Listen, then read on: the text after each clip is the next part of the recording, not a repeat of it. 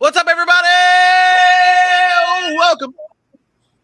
Wow, it's echoing and it's just unbelievable. It's unacceptable, whoever that was. What's up, everybody? Welcome into another. It's me? Oh, it's not me. Okay, good.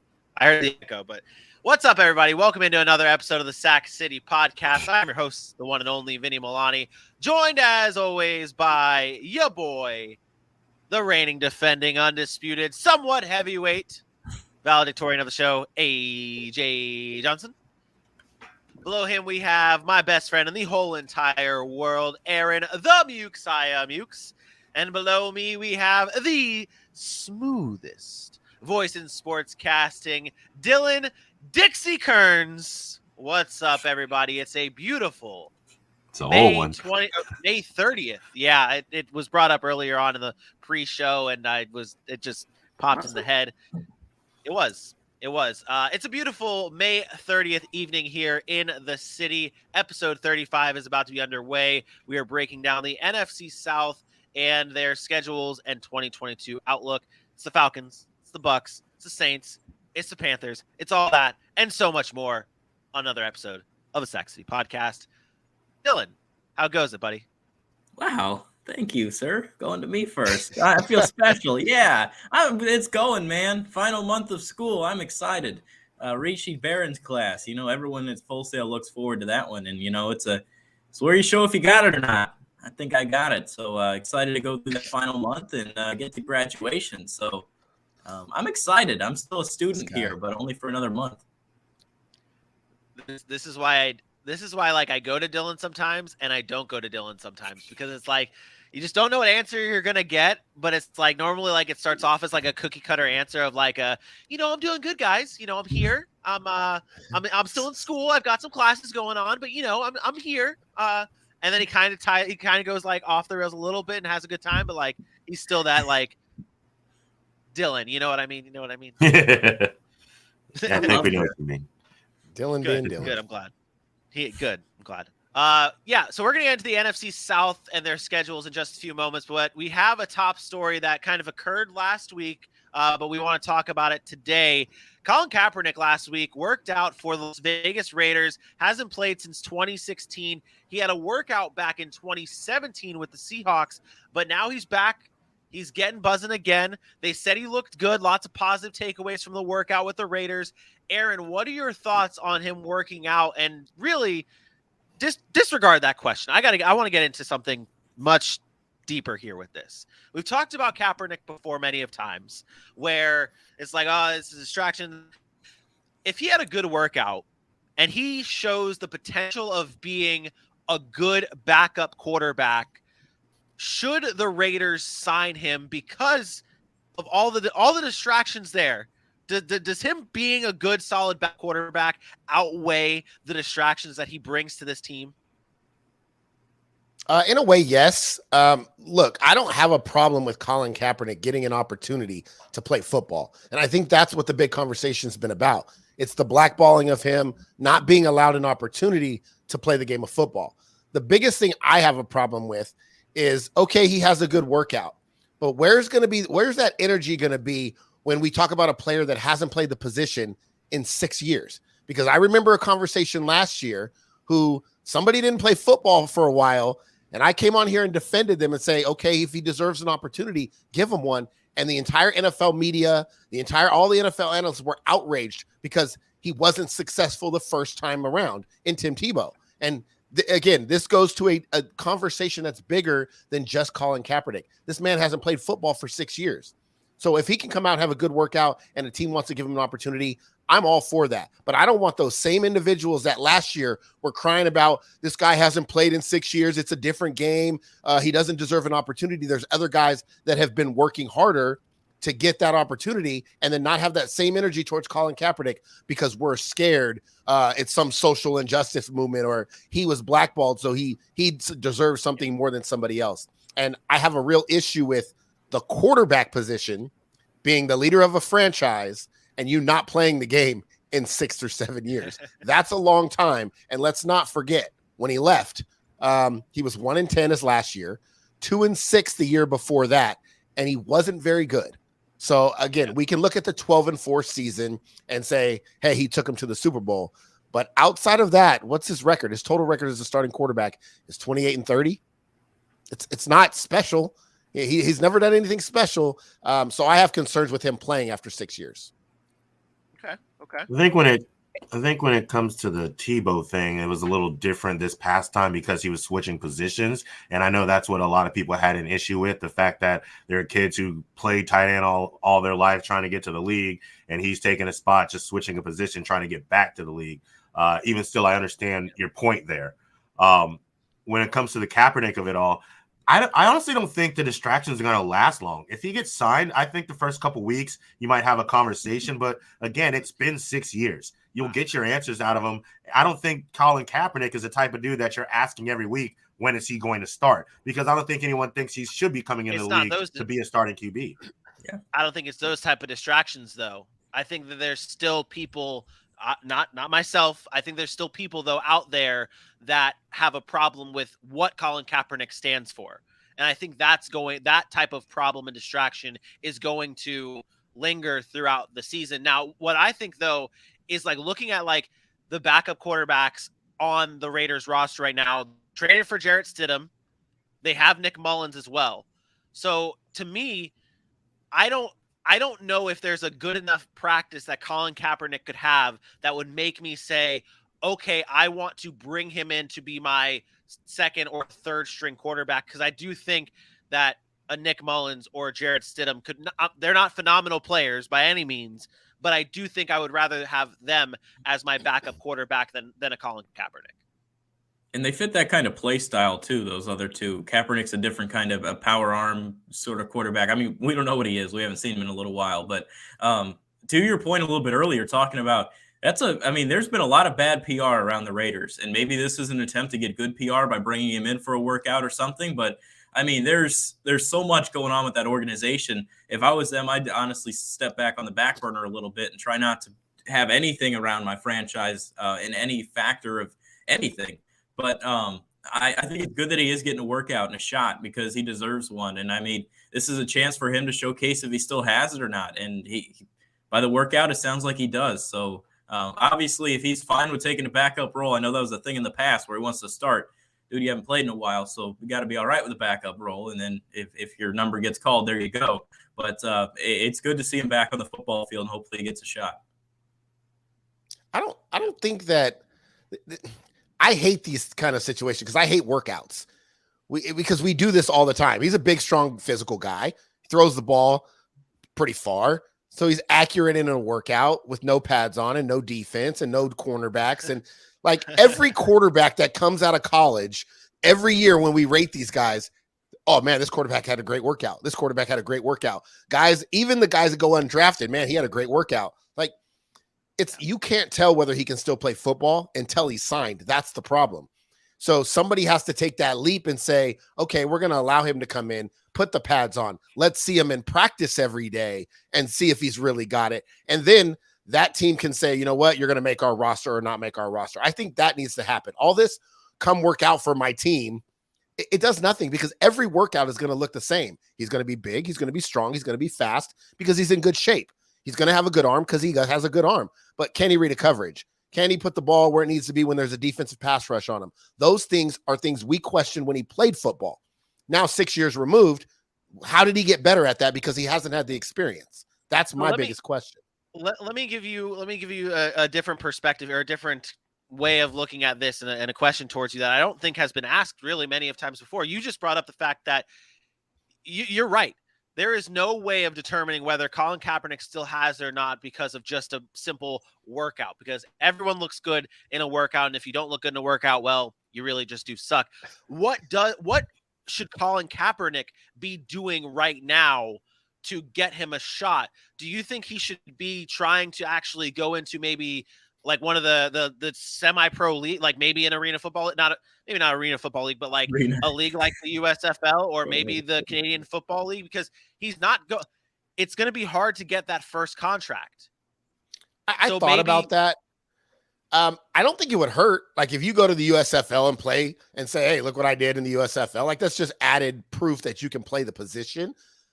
I think for Colin Kaepernick, it's really to the point of distraction, though. I think this is the only thing teams are wrestling with because you can look at a physical specimen like him and say, I can find a place for him as one of my top 3 quarterbacks on most teams. And then say, okay, we're going to give you a shot, maybe even as a 4th quarterback in training camp. To me, it's about him having conversations with these organizations saying, hey, look, I'm not here to be a distraction. I simply want to try to play football. I'm not here to take a knee. I'm not here for a social injustice movement. I'm here to come in, learn. I'm willing to take a backup role. I just want an opportunity to play football, and that's what I'm here for. And I think those conversations have to be had. And I do think Colin Kaepernick's doing that now. I think people are still reluctant because in the past it's been him saying one thing and then doing another, him saying he wants an opportunity, but then not showing up when scouts are there for a workout because of some language in a contract or, some language about how things work out. And so it starts to make it about, well, is this about just making a statement and being a martyr and being out there in the public eye, or is it about playing football? Because if you're solely focused on playing football, you will take any workout, you will take any circumstances, take the paycheck and say, I'm going to take this opportunity and run with it, not be here as a distraction. And again, that might go against what he believes in, but that's fine. You can believe that, but don't come in and say it's just about football if it's really not. All except the one that he rescheduled, I agree with you on, because that language is pretty damning. I mean, it was today's your last day, and if we don't pick you, you don't come back, was basically what that language is saying. I wouldn't have done that workout either. But sitting here today, I'm with you. I think he's grown. I think the other thing that matters is how these conversations is what is he saying he can offer this team. Like if he's not coming in, obviously he can have the competitive mentality, but if he's coming in to try and, mentor whatever he still knows about the game of football and just be a positive light in the locker room, that's one thing. And I do like the point about training camp. Like that's what they did with all these other guys who were getting shots. Let them go through training camp. If you can make the roster through that, that's the best real shot. One, a team will get it looking at Colin Kaepernick, and 2, Colin Kaepernick will get to prove it. Because there's nothing that says you have to be on the roster now after training camp. You don't make it through training camp, then it is. We've done our due diligence. Maybe it is time for you to go look at a different league, or maybe another team will see enough to sign him just to have him on the roster. I think if a team, it doesn't even have to be the Raiders. I know there was some probably smoke show out there that was saying that other teams were interested after his workout. If there's another team that maybe sees enough in him out of a training camp situation, maybe even one preseason game to pick him up, so be it. If not, this was the realest shot that he had. If we can get him through that, I think the conversations will either just fizzle out completely or we'll be here again next season. Yeah. I would personally take the route of going towards the other leagues if I was Colin Kaepernick, just so, okay, I still have this. And I know that there is a spot opening up in the fan controlled football league after that jabroni took a smoke after a touchdown. That league's a joke. I would not join that league if I was serious about playing in the NFL. I wouldn't as well. But good talk, boys. Good talk to start the show. We're going to get into our NFC South schedule and breakdown in just a few moments. But AJ, please do the fans a favor. Yeah, you. Oh, yeah, you. You are the only one for this job. You feel the rhythm. You feel the rhyme. Finish my line. Get on up. It's Sack City time. Let's do this, baby. Sack City Pod, your boys at Facebook, on Twitter, on YouTube, TikTok, and Instagram. You know the deal. Kenny Baby Hands Pick is showing you where to go. Make sure you look for at Sack City Pod, and you hit those likes, you hit those follows, you hit those shares, and most importantly, tell somebody. Word of mouth. It's how we get out there. Tell everybody you know about the Sack City Pod, the best football show on the interwebs. At Sack City Pod on Facebook, Twitter, Instagram, YouTube, and TikTok. Go over there, check it out. I think I put up a pretty good one on TikTok today. You guys might enjoy it. Let me know what you think after you hit that like, that share, that subscribe, and you tell somebody that your boys are back in town. Sack City Pod, baby. And if you missed the show at some point, whether it's today, tomorrow, whenever you miss the show, we're available on all podcasting platforms. Wherever you get your podcast, we're there. Apple, Spotify, everywhere. We're there to do to make up for you missing the show live, because really that live is where it's at. But podcasts are great too. Okay, that's pretty much where it's at. NFC South time here. Age, you're excited for this. You're very, very excited for this. We're not going to the Falcons just yet. But you're not going to him. No. But Tampa Bay Buccaneers is where we have to start. They have 5 primetime games, including the Sunday night game on Christmas Day in Arizona against the Cardinals. They play Baltimore on Thursday Night Football, Kansas City on Sunday Night Football. And Aaron, they kick off with the Dallas Cowboys again, this time on Sunday Night Football. I'm going to start with you here first, because this game really, I mean, we were there together last year watching this game, a very close matchup against the Cowboys. For the Bucs, ended up coming out on top. What's the storyline for the Bucs this season, and what are your thoughts on that Week 1 rematch in Dallas this year? Yeah, can the Bucs bounce back? And I don't mean bounce back. We all know they were in the playoffs, but can they bounce back to Super Bowl form now that Tom Brady has decided not to retire? And I think we all saw this coming once Tom Brady decided to come out of retirement, that they were going to then get the necessary pieces to be a contender again. I think they're in a good situation.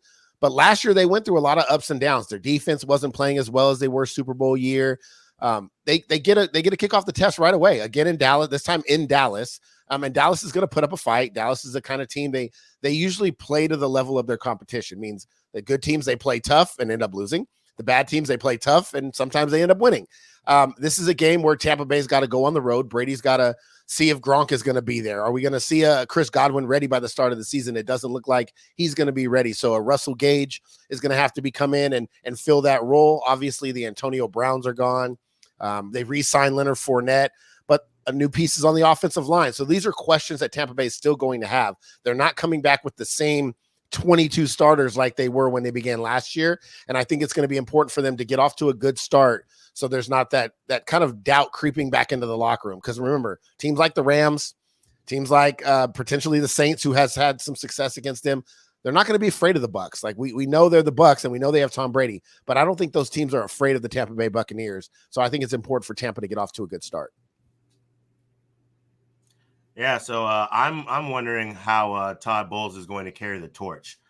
There's a lot from last year's system and the Super Bowl winning year system that's basically still in place. You know, Byron Leftwich is still there as the OC. So I wonder if Todd Bowles, as the head coach, kind of keeps with his specialty. You know, he leans into the defense. They're missing some guys that they've had that they really appreciate who haven't been signed back yet, and then Dominican Sue, Jason Pierre-Paul to set up that front line. So I'm wondering if, Todd Bowles kind of just allows Byron Leftwich and Tom Brady to basically handle the offense and do what they do together, while he obviously makes the head coaching calls, but leans more in on the defense to make sure they're settled. Because if they have another injury-riddled season, how do they continue to allow this defense to be one of their strong points on this team to keep them heading towards a winning record and a deep playoff run? So my thought process is how Todd Bowles gets back as a head coach and carries this torch forward. I want to piggyback off of one of Aaron's points. He talked about that offensive line, and the offensive line is one that is I'm a little bit worried here. So my storyline here is, how does the loss of some of the offensive line affect the team? Obviously, lose Alex Kappa to the Cincinnati Bengals, lose Ali Marpet to retirement. Those are two staple points on that offensive line. You trade for a Shaq Mason, try to bring him in, and a couple other, Aaron Stinney, another one from Tennessee. I mean, you're just trying to piece together that offensive line with an old quarterback and Tom Brady. I know he's pretty solid at not getting drilled or getting hurt, but it would make me worried a little bit there. The offensive line is definitely one area that you look at with this Bucs team and say, man, I don't know if they have it and if that can help them. They got a decent run game, bringing back Leonard Fournette, drafting Rachaad White in the 3rd round. But once again, I question that offensive line, and that's really my only thing right now with the Tampa Bay Buccaneers. I think is Tampa one of those teams that we're just saying again, like what we said with the Packers the other day. It's like the regular season is what it is. It's just you wait until the playoffs to really judge and start planning and thinking about what this Buccaneers team is. Well, I would contend that just because I think Tampa needs home field in that division. Like, they can't come in second in that division, right? Because if New Orleans, and we'll talk about this when we talk about New Orleans, that's a good football team that was playing really well last year without a quarterback, right? And they almost got into the playoffs last year, and we know Jameis got hurt. I don't think Tampa Bay goes on the road to Green Bay, goes on the road to the Rams, goes on the road to New Orleans and beats those teams. Whereas Green Bay, they don't really have anybody else in that division that I feel can take that big of a leap to overtake them in the division. I do believe New Orleans is that team, and I do believe if Tampa struggles and maybe goes up and down in the regular season and doesn't take hold of that division, that New Orleans will. And I'm really, really high on them. So I think it's a little bit different. I don't think they can just say, oh, let's wait till the playoffs. They have too many holes. Dylan mentioned the offensive line. They have holes on the defensive line. Like that, the secondary was banged up last year. We don't know how they're going to come back.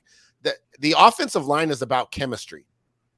They have good players, Tristan Wirfs, Donovan Smith. It's not like they don't. Ryan Jensen, they got guys, but when you bring in two new pieces, now it's about building that chemistry. And sometimes that can take half a season to get on the same page. And if we're looking at 8 weeks into the season and they're 4-4, 5-3, and they're right there with New Orleans, that could end up being a tight battle in the NFC or the NFC South. So I wouldn't say it's just about the playoffs. I would say it's about getting off to a hot start and finding that consistency because they don't want to slip up. Because there's another team that could be coming in that division. I know Dylan laughs at it, but whatever he thinks doesn't matter. Oof. Well, before we go into that, though, Aaron, what you talk about, like the new pieces on not just the offensive line side, but the defensive side. They obviously drafted Logan Hall. They also have former first-round pick Joe Tryon, who you like this season, right? I do. I love him, and I think it's a huge reason why they haven't really pursued JPP. I think this guy started to come on. He didn't play an every down role, but I think he's like a pure pass rusher. He is going to wreak havoc. I think if he reaches his full potential, then he's going to fit in nicely on that defense that Todd Bowles is trying to put together. We know about their linebackers in Shaq Barrett, Levante David, and Dan White, three of the better linebackers in all of football. Again, it's really the upfront. Can Logan Hall come in and make an impact without Ndamukong Suh? You got Vita Vea, who's great. William Golston has been kind of up and down, but he's been pretty solid. And then Joe Tryon, right? If they can make that leap and make an impact this year, and then the back end can stay healthy and return to their 2020 form, I think you're looking at a defense that is right back to where they need to be. I think it's really about the offense, which is weird to say. Yeah. And Tom Brady, right? Because you have Tom Brady, but that offense is not the same, no matter how you want to look at it. When Chris Godwin's coming back from injury and you have to incorporate pieces like a Russell Gage, we don't know about Gronk yet, and the offensive line is a question mark. It may take some time to get them where they want to be. Weird to say that, and it is. Is time ever going to catch up to Tom Brady? Is time that's the thing? Like is it will it eventually? Ever? Time's undefeated. That's what I'm saying. Like, is this the year? Like, I mean, you look at their schedule, it's not a cakewalk of a schedule. We talk about how they have to play New Orleans twice. That's a great team. They have to play Green Bay, Kansas City. Look at those first 4 games. Yeah. Look at those first 4 games. That's not easy. Yeah, that is a tough stretch, a tough first 4 games. I think I actually have them. I have them 2-4. I have them 2-2 to start the season. I have them losing 2 of those games and winning 2 of those games. I have them losing back to back. I have them losing against Dallas and losing against New Orleans before they pick up their first win against Green Bay and Kansas City. Our standings, though, look like this: 13-4 from Aaron, 13-4 from AJ, 12-5 from myself and Dylan. Still the top of the NFC South, according to us. I have them tied with the Saints, who we're just about to get into. But Aaron, you give them a slight edge over the Saints this year, just because of the maybe one game, not because of like necessarily talent, but just a 1 game difference. I give them the respect of Tom Brady. This is really a respecting to Tom Brady. I'm telling you right now, I believe the New Orleans Saints, from a talent perspective, if all things equal, Kamara, Michael Thomas are healthy on the field, the Saints are a more talented football team than the Tampa Bay Buccaneers right now. But I give the edge to Tom Brady finding a way to win certain games, whereas maybe Jameis doesn't get those games done. So, again, I do believe it's closer than Dylan gave credit for. And we know how much trouble New Orleans causes people at home and during home games, and the matchups they've had with Tampa Bay. They've actually played Tampa really, really well. So I do give the edge to Tom Brady. That's out of sheer respect. I'm never going to guess again when his career is going to take the decline, because it's just it's stupid to do it. We've done it ever since he was 35, and it's 10 years later and he's still doing it. So I've stopped guessing that. Let's just let it play out. Eventually time will beat him. Yeah, eventually. 52. AJ, we're gonna get into the Saints schedule here and taking a look at it. And you had them, the Saints, at you have them at 12-5 as well, just like Aaron, but 13-4 for the Bucs. So where's this loss coming from on the Saints schedule that sets them back of the Tampa Bay Buccaneers? Funny enough, it's the second one at Tampa Bay, in my opinion. But we know how it's been with Tampa Bay versus the Saints. You know, once they go into Louisiana, they go into New Orleans, they can't win there for some reason. It's just been bad. It just hasn't happened. So I've taken that one. Another loss that I think is going to hurt the Saints, I have them losing against Philadelphia next to the end of the season. I just feel like that's a pretty good trap area. Philadelphia during the back end of the season, not only will their defensive pieces be in form, providing that they're healthy. At that point in time, we know who Jalen Hurts is going to be and what that offense is going to look like and how they've come along. And I think that's a very, very good offensive matchup versus that secondary too on both sides of the ball. So I think that's a nice gritty knock it out win of the park if they are both fighting for something very big near the end of the season. I just think that Philadelphia would get the better of them at the end. But that's the other loss that I thought some people probably didn't see coming. Yeah, I like that pointing that out of the week 17. You look at week 17 for the Bucs, it's Carolina, a little bit of a layup there, and then for the Saints, it's Philadelphia, not so good of a layup there. I have them losing that game as well to Philadelphia. Dylan, what's your storyline heading into the season for the New Orleans Saints? A new era. Sean Payton is bye-bye. Dennis Allen is the new head coach here in New Orleans, and I think that's a huge factor. Sean Payton, just an offensive mastermind and a solid head coach at winning football games. But there is some uncertainty around this team, whether it's Jameis Winston coming off the ACL. And I know I'm going to go here, and you guys are just going to roast the ever-loving shit out of me, but bring it on. Sam Bradford was a 1-1 pick, first round, number 1 overall. He ended up going to he had towards ACL in 2013, came back in 2014. He had 19 touchdowns, 14 picks. Both guys, I mean, they've had solid careers, but it seems like they've had a little bit of uncertainty. Then the injury happens. There's one with that. But Alvin Kamara's got his court date coming up on August 1st. You don't know what's going on there. On paper, this team looks pretty good, but there is some uncertainty. Like I said, don't know what Jameis Winston's going to be there, whether it's the injury coming off the ACL. It's a tough schedule in a division that should be formidable to them. But once again, I question some of the things around there, and then losing Sean Payton is one of the biggest losses of the offseason.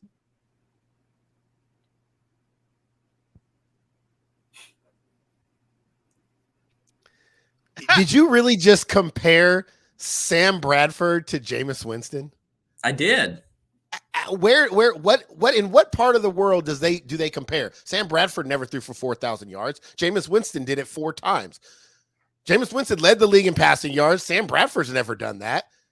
Jameis Winston is a winner. Sam Bradford's never won anything. Like, we can talk about the injury one time where Jameis Winston has been hurt, but Sam Bradford was a walking Band-Aid. Like, he walked into the stadiums with ace bandages wrapped around his body. He was that fragile. So I don't think this is a comparing somebody to Jameis Winston. The fact of the matter is, Jameis Winston's biggest question has been about, hey, are you going to stop throwing interceptions? And we saw last year, the beginning of last year, he started to make that stride. He was 14 touchdowns to 3 interceptions when he got hurt, and he was 5-2. So we saw on a team that relies on the running game first, play action, and make good decisions. And that was without Michael Thomas. That was without Alvin Kamara out of the backfield consistently. And now you add in pieces on the defensive side of the football that's already been better. I think Jameis Winston, this is a prime spot for Jameis Winston. He's matured. And I think that's what people have not yet really wanted to kind of buy into yet, is sometimes a young quarterback needs to mature. It took Brett Favre, Mike Holmgren to mature and say, hey, you don't have to force every football. What did he go and do? He went and won a Super Bowl. Sean Payton took Jameis Winston and said, hey, you sit behind Drew Brees. You learn from him. You don't have to force the football down the field all the time. Be careful, stay within the offense, and you will be successful. And he did that last year. Not many people had 14-3 touchdown interception ratio. I don't think you can make the comparison there. And I think the Saints are a really damn good football team. The one comparison I was trying to make was essentially quarterbacks coming off of ACLs. Like that's the one thing that I was trying to get at there. And Tom Brady came in off an ACL. Tom Brady's different. You said it literally 5 minutes ago. You said Tom Brady's built but different. back then was Tom Brady different? Were we saying that back then when he was still early in his career? No. You've had the track record where you've seen it now. It's fair. But Jameis Winston's not a runner. This is Winston's not a runner. Neither was Sam Bradford. But the whole point is he's coming off the ACL. Like that's still huge. It's a big time injury. Even at the quarterback position. And that's why I brought up the stats with Sam Bradford, obviously a different quarterback. But still, that was my thought process going into that one. Yeah, and I mean, here's the thing. We know Jameis, he loves to play football. That's what it's about for him, is playing football. And I think this year, this is the true test. I didn't have a doubt really with him with Sean Payton. I figured if he played the rest of the season, you might have saw him get to about 28 touchdowns, very close to that 30 he had the last year, and he might have put another 2 interceptions on. But can Dennis Allen keep him that 30. way? The biggest difference coming into this season is there's a very good chance that he has more weapons, and that I think is the difference where Jameis Winston may get a little toss happy. It's harder to just throw the ball down the field when you're hoping Marquez Callaway is going to be the guy, when it's Taysom Hill as your tight end running the steam down the field. But when you get a Michael Thomas back, when you add a Chris Olave, when you have Alvin Kamara on your side, with all these weapons, he might get a little toss happy, and that could attribute to more interceptions this year. So can Dennis Allen keep Jameis Winston, I don't want to say chained, but kind of keep him under wraps, keep him in control to execute the game plan the correct way instead of just playing toss down the field football? I think when you look at this schedule here, it's obviously a tough schedule. And Dylan, you have them at 9-8. We talk about how important Jameis Winston is on this year for the Saints, but where do they lose? Where are the losses coming from? Where are your 8 losses? Because we have them at 12-5. So that's 3 losses for all of us that you don't have. So where are those? Where are your 8 losses? So I got them starting the season 3-3. I think Minnesota gets it up for a game like this. I mean, they remember going back to the whole Stephon Diggs thing and their whole rivalry. I mean, they hate the Saints. That's a big rivalry. I think Minnesota takes that one. I got them 3-3 through week 6.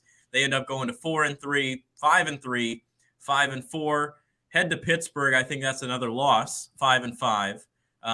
They lose to Los Angeles 5-6. They beat San Francisco 6-6. Tampa Bay, they'll split. Monday Night Football, that's a good one. 7-6. Atlanta 8-6. Cleveland 8-7. And then I believe they drop either Philly or Carolina to go 9-8.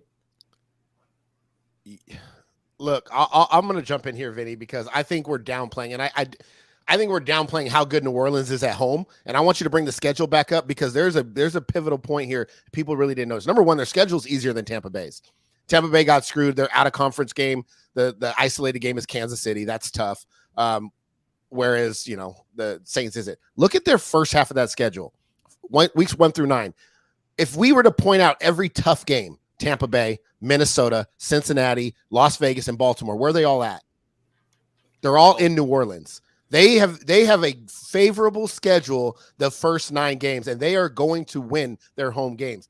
We talk about this every year in the NFL. There are certain teams that are really good at home. For years, Seattle would be 8-0 at home, 4-2 on the road, or 4-4 on the road. Same thing with New Orleans. They're 7-1, 8-0 at home, and then they're 4-4 on the road. Like, this is what these good home NFL football teams do. It's not going to change this year. The Saints are really good at home, but down the stretch, they have a lot of road games, and those are the games that AJ pointed out, the Philadelphias of the world. That's going to be a tough game for them. At Cleveland, if Deshaun Watson there, that's going to be a tough game for them. That's when they're going to lose their games. Early in the season, the Saints are going to get off to a hot start with a healthy Jameis. Kamara probably still unclear about whether he's going to be suspended or not. Michael Thomas hopefully back. Everything's pointing in the direction. Again, I'm not going to assume injury. And Jameis Winston is now set up for success. You can talk about him wanting to force the ball more, but guess what? When Michael Thomas is one-on-one, he's usually open. But now you get Chris Olave over the top, more likely that he's going to be open. And let's just not forget, they just signed Tyrann Mathieu, have Marcus May, have PJ Williams and these guys who started last year are now backups in their secondary. Their defense is loaded. Their offense is loaded on talent. Their offensive line is good. They drafted Trevor Penning to replace Teron Armstead. I don't see a weakness on this Saints team if healthy.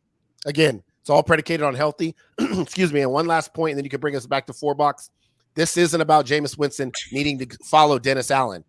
Joe Lombardi's still there. Dennis Allen's going to take care of the defense. Joe Lombardi is running that offense, and he's got Jameis Winston now for his 3rd year, and everything's going to be the exact same way as when Sean Payton left. So I don't see any change there. I think you brought it up perfectly. It's the weapons, too, that this team has. I mean, look at the additions that they brought in. Jarvis Landry is as much as you hate Chris Olave, he's still a very talented wide receiver. And now he's not even going to have to be their wide receiver 2. He could be their wide receiver 3 on that team. Still be great, along with Michael Thomas, whichever Michael Thomas ends up coming back. I think this team, though, it's special. It's a special team. You look at the final standings for this here. We all have them except for Dylan at 12-5. We move on, though, to the Carolina Panthers, and their schedule looks like this with just one. Oh, no, not the Panthers. I skipped the Falcons. I'm so sorry, AJ. I'm so sorry. I'm so sorry. It is what it is. The Falcons. I get it. Everybody's skipping the Falcons. Yeah, we'll see. We'll see The about Falcons that. are skipping the Falcons. So they have one primetime game against the Panthers on Thursday Night Football. That's it. That's all they got. And their schedule is very tough. Aaron, we had them ranked as the 2nd worst team in the league in our power rankings. So what's the storyline heading into this season for the Falcons? The biggest storyline for the Falcons is how much I get to laugh at AJ all year. Like, this is just about growth. It's really all it is. It's just about growth. I don't expect much from the Falcons. And I know, I will admit, I said this last year too, and they exceeded my expectations. The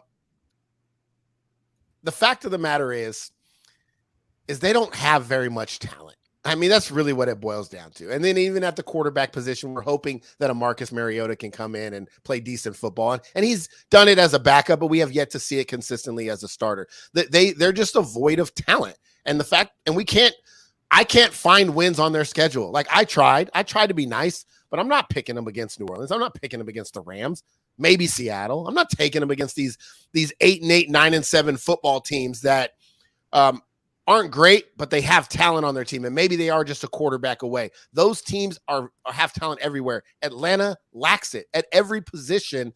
You're looking like, okay, they have no offensive line. They need help there. Their running game is a 31-year-old or 30-year-old Cordero Patterson, who wasn't a traditional running back, really a wide receiver. Who's their backup? A Damian Williams, I think he went there, maybe. They drafted a guy who I can't even remember who they drafted at this point. The wide receivers, your Calvin Ridley's gone. Now you're Kyle Pitts, and then you're hoping Drake London can come in and do something.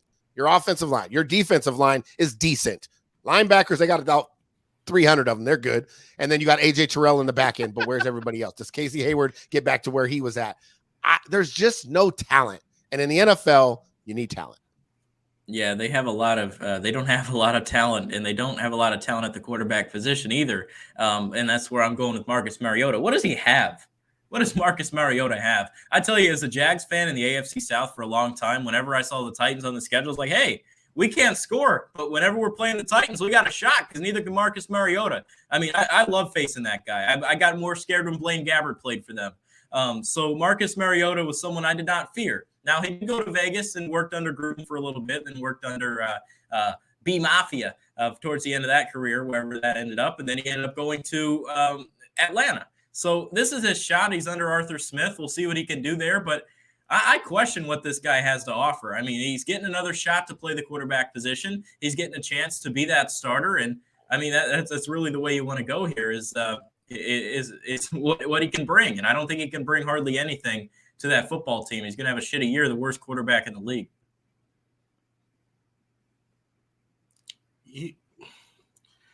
Vinny, you're so right about these young kids just saying things to stay it. Just drafting. The worst quarterback in the league.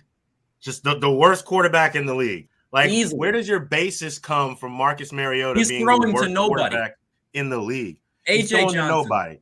He's throwing to nobody. Okay, So first off, I don't know if you know, but there's a pretty good tight end / wide receiver who we mentioned, Kyle Pitts. That's a weapon right there. Number 2, he is connected with somebody who he spent a lot of time playing football with in Las Vegas, and Brian Edwards. They were playing together a lot on the practice squad, second team defense or offense and things of that nature. He's back with Arthur Smith, who has a lot of faith in him, who knows how to use him. We've always talked about how good he's been when he was backing up a Derek Carr. We're not saying he came in and he could take over the Raiders. I didn't even want to come in here and just defend Marcus Mariota like that, but the worst quarterback in the league is a little far. Cool. All right. The running back you were talking about was Tyler Algiere, who was a very good running back in college. We don't know what he's going to do in the NFL. I think he's got a really good shot, and we can talk about Cordero Patterson being 31 and a Swiss Army knife, but that wasn't a problem last year when he was the offense. I will not say anything about the offensive line. Yeah, we need a lot of help. I don't think that this team is a world beater by any stand of the imagination, but I definitely don't think they're a 2-15 team. I think there's a lot more talent on here for the scheme that they are using, for what Arthur Smith likes to do on offense with big, strong, physical, and fast guys. You look at this wide receiver room, we're playing basketball. Every single person can be a red zone threat. Our smallest receiver is 6'3". So when you put a cornerback up who's 5'8", 5'9", I'm taking that battle. I don't think we're going to be division winners, but I don't think we're going to be 2-15 either. I think they're going to surprise a lot of people, just like they did last year when they didn't have much talent, and we're going to lose the division. Go ahead, Chuckles. What you got, Chuckles? He said division winner. Said they wouldn't be. With Tom Brady in that division, they won't be division winners. That's for damn sure. Is that a bold take? Can I say that with your guys' consent? I mean, you look at this Marcus Mariota. You wonder where he's going to be bad. You avoided the offensive line. You're like, yeah, we know that's bad. You just threw that there. Yeah, let's say, yeah. Put this to the side. You got basketball players playing wide receiver. Well, good, because they're playing football. That's why Marcus Mariota is not going to be a damn good quarterback. He's going to be the worst in the league. His run game is questionable. I mean, they got 7 running backs. You bring in McWeapon. You bring in a couple other pieces on that. You draft Algiere. I get that. You have a wide receiver playing running back. You got all these nice things. Kyle Pitts is a wide receiver playing tight end. They don't know what the hell they're doing. They have no clue what the hell they're doing in Atlanta, and they're giving Marcus Mariota a shot. And I applaud them for that. You know why? Because he's going to shit a brick this year, and they can get who they want next year, because maybe Ritter's not it either. You're incorrect, honestly. My actual storyline, though, before you started spewing all that bull out of your mouth, my actual storyline was how long this QB battle is going to go. Because I actually do think Desmond Ridder is going to probably overtake Mariota at some point in time. But still, to say the worst QB in the league was a little too far. There's a stretch there. Dylan did make a statement that was a little too far. Marcus Mariota is not the worst quarterback in football. He's actually had over a 500 record. The last 3 years he was a starter, he was 24-19 as a starter. Wasn't terrible, but he wasn't great by any of the stretch of imagination. The funny part for me was when AJ said they got a bunch of red zone threats because they're all 6'3", 6'4". Newsflash, they're not going to be in the red zone, so it won't matter. Okay.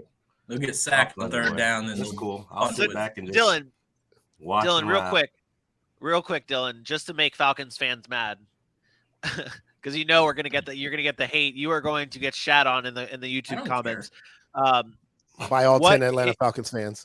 Rise up. My goodness, the disrespect. Lord of mercy. They're all AJ's burner. They're all AJ's burner accounts. What is a burner account? J.A. Watson. J.A. Watson. Dylan, give me your like 5 worst quarterbacks in this league, like from top to bottom, like in order. We're talking presumable starters for this year, right? Not presumable. I'm saying starting football quarterbacks. All 32. That's what I mean. Yeah, this guy's buried at 32. Oh, this guy's give buried. Me your okay. So Drew Lock or Geno Smith is better than Marcus Mariota. You're out of your damn mind. I will take both over Marcus Mariota. Drew Lock, you're out of your damn mind. That is damn ridiculous. If anything, it's Sam Darnold competing with him. Darnold's at 31. I think Drew Lock's 30. Okay. Mariota's still buried at 32. See, then those 3 are the worst. So this is where it doesn't even matter. The fact that we're having that conversation says what we needed to say. Like, if you're arguing whether he's the 32nd versus the 29th or the 30th, guess what? And then you have a team with no talent outside of a Kyle Pitts that's proven talent and an older Cordero Patterson, that's a problem. So I don't think it's about whether you're 32 or number 30. I would ask AJ the question, what quarterbacks is Marcus Mariota better than that gives you hope? Because that's the problem, is there's really no hope. Okay, you want to say he's better than Drew Lock? Sure, that's subjective. Who's he better than? 29 Justin Fields, 28 Davis Mills. There's my 5. There you go. Thank you. I'd take Marcus Mariota over everybody you listed. That's I'm insane, AJ. I'm not. You would not take Marcus Mariota right now over Justin Fields. No, you're right. Or Davis Mills. Yes, I would. I would take him. Davis Mills, his rookie year, had a better year than Marcus Mariota's ever had. Ever? And he was a 4-year starter. Like, okay. As I stated in the first place, I am not saying that Marcus Mariota is coming in and taking this team to new heights. But I am saying I would definitely take him over Drew Lock. I would definitely take him over if Geno Smith starts. I would absolutely take him over Davis Mills still, based on the fact that he's a veteran in the league, and that's what they need at this point in time in Atlanta. Going with the Davis Mills doesn't help anything. Davis Mills is there because there's no need to go anywhere else in Houston, and they lucked into picking him up in the 4th round. I guess, okay, so I will ask you this: what was that Falcons record last year?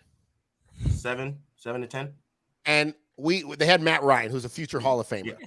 Yeah. And we would arguably most of us would say they probably overachieved a little bit, just a little. I mean, based on their talent level. So they got significantly worse at that position and not significantly better at any other position outside, and really not anywhere, because Calvin Ridley's gone. So you replace him with a rookie in Drake London.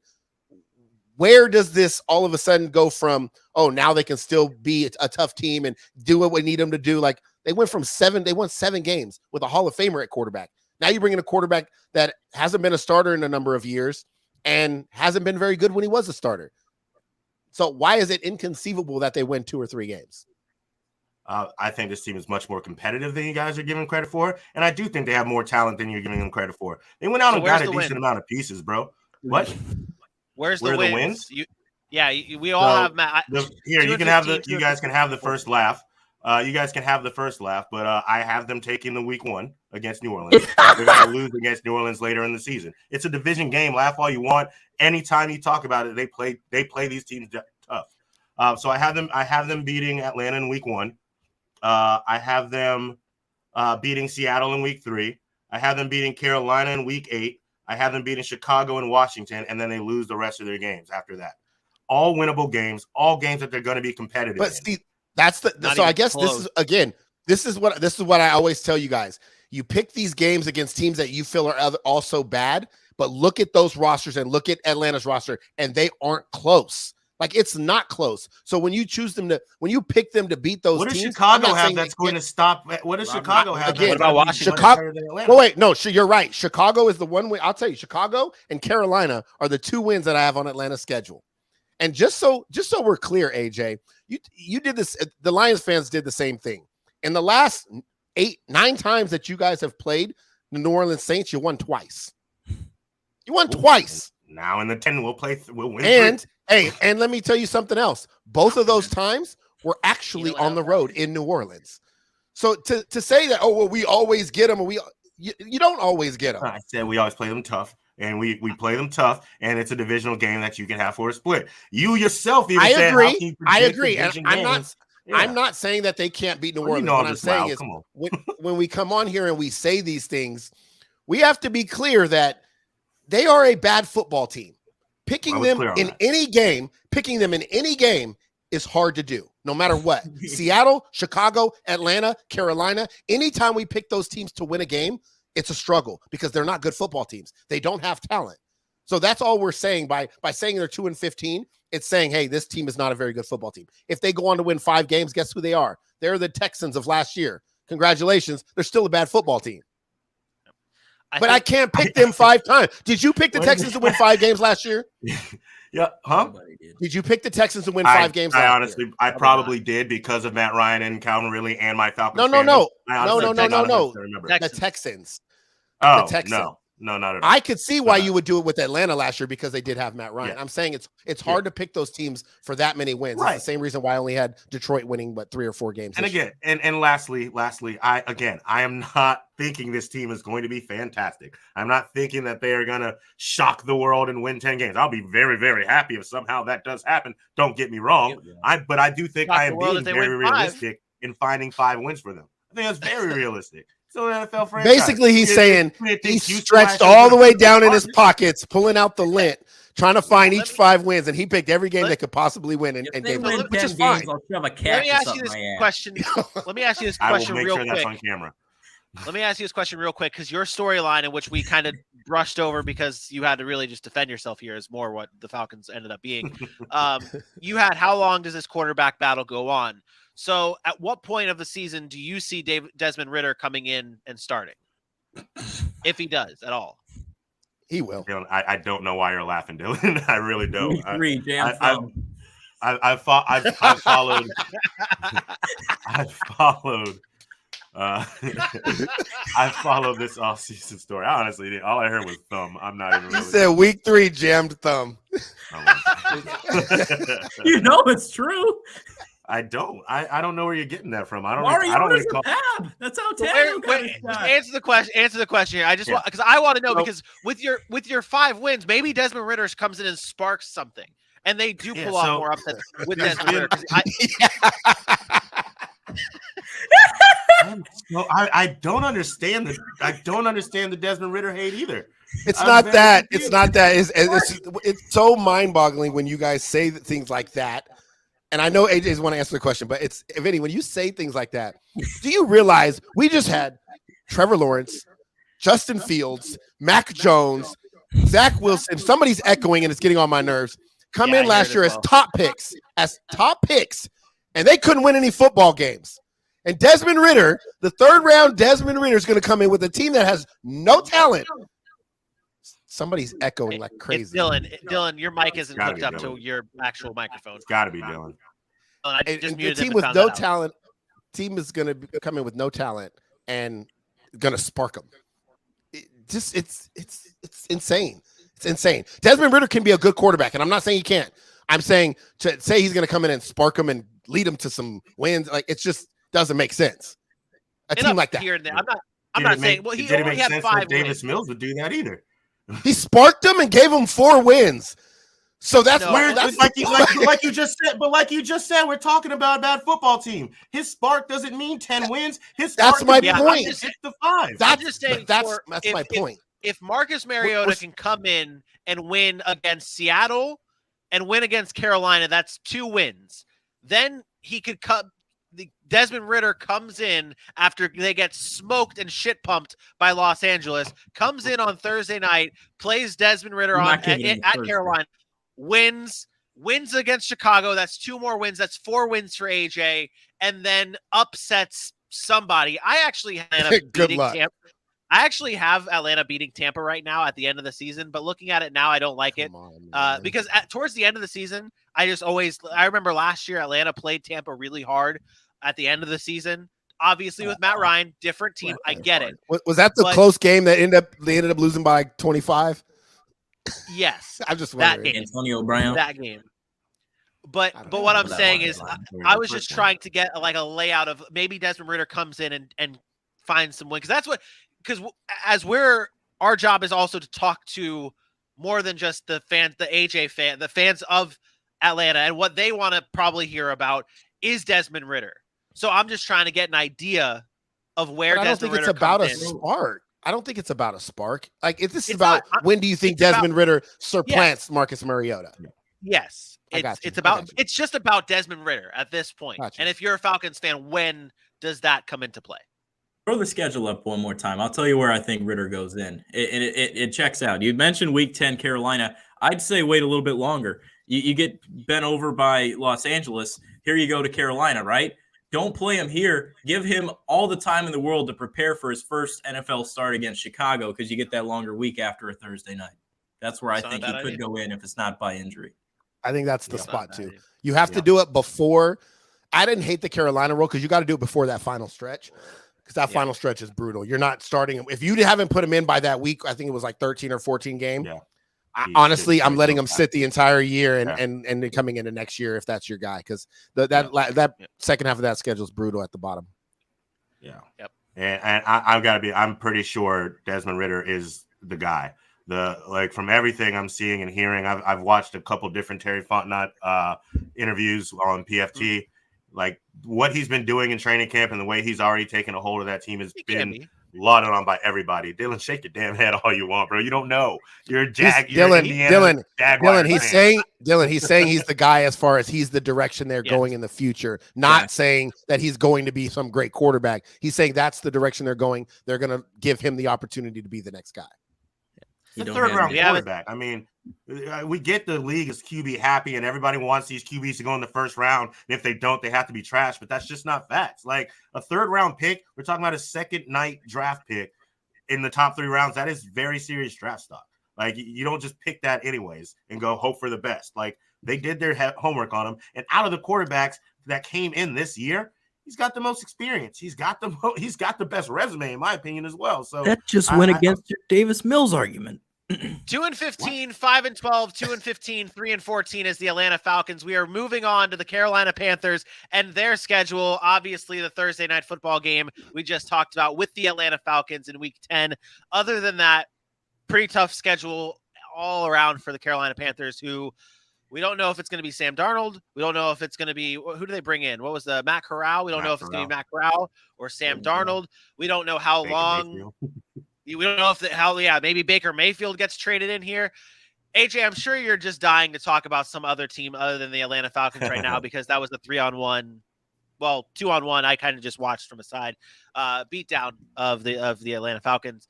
What's the storyline heading into the 2022 season for the Carolina Panthers? Can Christian McCaffrey get a full campaign?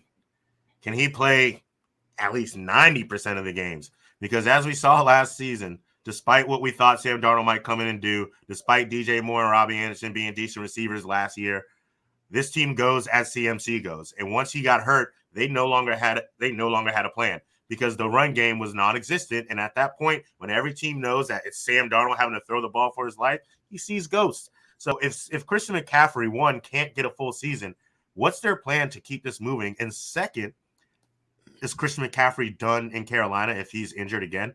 I mean, I wouldn't be shocked to say the answer is probably yes. Yeah, this team, I think how much is the quarterback holding back this team? That's what I look for here. I mean, we talked about the whole Russell Wilson rumors, Deshaun Watson rumors a little bit ago. Not a little bit ago. I guess it was early in the offseason before players were removed. And they said, look, you bring in a quarterback like that, this team is a potential 12-win team with a retirement of Tom Brady. At that time, we said they're a division winner. Now everybody's like, man, the Panthers, that's one of those games you look on your schedule when you're going through everybody's schedules and picking out wins. Oh, there's a win. You look at Carolina, there's a win. So now it's like, how much does the quarterback position hold back this team? It's huge. It's the biggest glaring hole. They have weapons on the outside, Robbie Anderson's of the world, DJ Moore. You have Christian McCaffrey back. The defense is very young, very talented. David Tepper's a very aggressive owner. GMs are very aggressive there too. So, I mean, quarterback, I still think that there's a move left for Carolina to make at that position because, I mean, this team's talented enough to where they could win football games if they get someone in there. Dylan, you brought it up with the fact that, like, you look at the schedule and you look at other schedules, like, okay, there's Carolina, there's a win for somebody else. I talked about it before the show, and Aaron laughed at me because I do have a hard time giving teams losses and wins. I have them at 2-15, and I felt that was disrespectful for a Carolina Panthers team. I really like their defense a lot. I think the Carolina Panthers have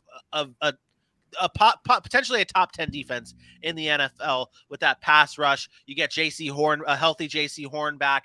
They have a very good defense. But I have them at 2-15, and I was trying to find wins. Aaron, you have them at 5-12.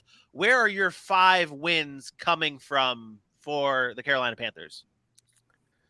Yeah, I also think that the Carolina Panthers are a very talented football team. And I have them beating Cleveland. I have them beating Atlanta. I have them beating Denver, Seattle, and Detroit. But I'm going to tell you this, and this might go against everything that the Muxiah believes in. But if Carolina gets Baker Mayfield, they'll probably win 8 or 9 games. They'll probably be in the hunt for a wild card. That's how good I think the roster is in Carolina. But how unsure I am at the quarterback position. And I like Sam Darnold talent-wise, but there's a disconnect there. Like that talent is not translating to the NFL for whatever reason. And I don't know if it's just needing the right coach. It's not working. And I did advocate for him. I really do like what he has.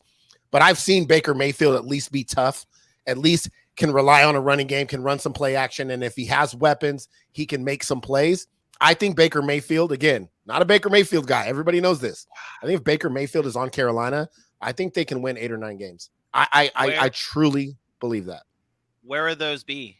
Where are those those 8 or 9 games? New York, I think they could beat New York. I still would have them splitting with Atlanta just because, again, it's a division game. I think they can beat Arizona early in the season with no DeAndre Hopkins. Yep. And then probably another, and then again, I would probably take some upset win, like at home against Pittsburgh when Kenny Pickett's playing or something like that as a young quarterback. Just again, for being a young quarterback, it's hard to come in and win games. So I think they could steal another game, and I think they could be looking at an opportunity to get in the wild card. It wasn't a fluke last year when they started 3-0. It really wasn't. They were playing good defense. Christian McCaffrey was all over the field, and Sam Darnold was playing well enough and not turning the ball over. It's that part of it, right? I think that with Baker Mayfield too, and we've been known on the show many of times, and even many of shows other than us, dogging Baker Mayfield for the type of quarterback he is and his poor play and not being able to get his team over the hump. But I think Carolina has that talent to be able to say, okay, Baker Mayfield comes in and definitely gets them to 8-win season, because he gives them, and you can make fun of me for this, he gives them that spark. He gives that offense a little bit more of a drive, because with Sam Darnold, I don't know Sam Darnold personally. I don't know. I thought he was going to be a top 10 quarterback last year, and I fell flat on my face in that prediction. I don't think Sam Darnold gets the offense going, gets the offense pumped up, gets the offense fired up. I think Baker Mayfield does, and I think that is a difference for it's this still team. Predicated on CMC though. No matter what, we talk about health. CMC is that offense. Like everything goes when he's right. He has to stay healthy. And again, just reports. I guess he's changed entire training regimen. I don't know if he contacted somebody from the NBA. I think it was LeBron's guy or something about working out and trying to keep his body right in the off season. And they already said they're not playing him in the preseason. So they're making a concerted effort to make sure that he's healthy for 16 games. And before the last 2 years, he had played 3 straight years, all 16 games. So, but we know running backs, they decline fast. But he has to stay healthy. And if he does, DJ Moore, Robbie Anderson, Terrace Marshall, like they drafted last year. They have weapons. Can CMC stay healthy, and can they get good quarterback play? And I think if Baker was there, I really do think they could get it. They're second in the division if he's there too. I'm not going to go that far because the Saints are a much better football team. But well, I'm a Baker lover, but we haven't. We know, but you're also, and you Indianapolis Jaguars fan. We probably won't get to your Baker love because, well, Baker's not a starting quarterback in the NFL right now. He's better than Mariota. That's a true story. Actually, that I agree with. We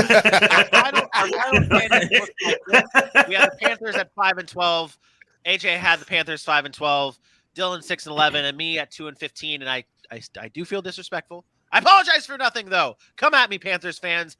Bucks lead this division. Saints come in second, and then the Falcons are in last, and the Panthers are in third. That's kind of how this works. That is our NFC South breakdown. We'll be back again live on Facebook, YouTube, and Twitter at 8 p.m. Eastern Time, breaking down the AFC East on Wednesday night. AJ, please. We have a lot of people watching right now. We have a lot of viewers in the live chat. A lot of viewers. Chat's buzzing. We appreciate everyone there. Tell them where they can follow us at. Right here on YouTube at Sac City Pod. And if that's not enough for you, and I know it's not because you love us oh so very much, head on over to Facebook, Twitter, Instagram, and TikTok, all at Sac City Pod. Make sure you hit that like, that thumbs up, that share, that arrow share, that box with the arrow pointing up to share, the download button, the wherever you listen to the podcast button, all at Sac City Pod. Go ahead, hit those loves. We appreciate the follows on Facebook, Twitter, Instagram, YouTube, and TikTok. Just want to wish everybody a very, very happy Memorial Day and thank all those who laid their lives down for this wonderful country. I appreciate it. We appreciate it from the bottoms of our hearts. If you're losing a loved one due to the veterans and due to being Memorial Day, our hearts are with you as well. Remember them in positivity. Shout out And to the that's a families. minus. I thought I like as soon as I was like shout out, but no, shout out to the families, all the families as well. If you have loved ones overseas and everything, man, it's wild times. Wild times. We appreciate everybody. Hey, no, I'm ending this. How are you feeling about the I'm Rangers right now? Yeah, we're not going to talk about this. Like Aaron has said in his posts before, everybody love everybody, okay? That's the way we need it to be right now. Everybody love everybody. For your boy AJ Johnson, for my best friend Aaron Mukes, and for old Dixie Kearns down there, I am me. We will see you Wednesday. I won't. It's officially my last show. Peace out. Bye.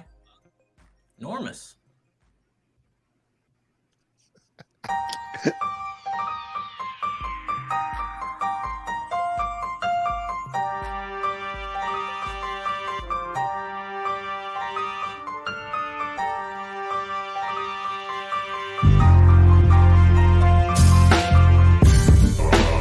We know we were a much better team than we came up representing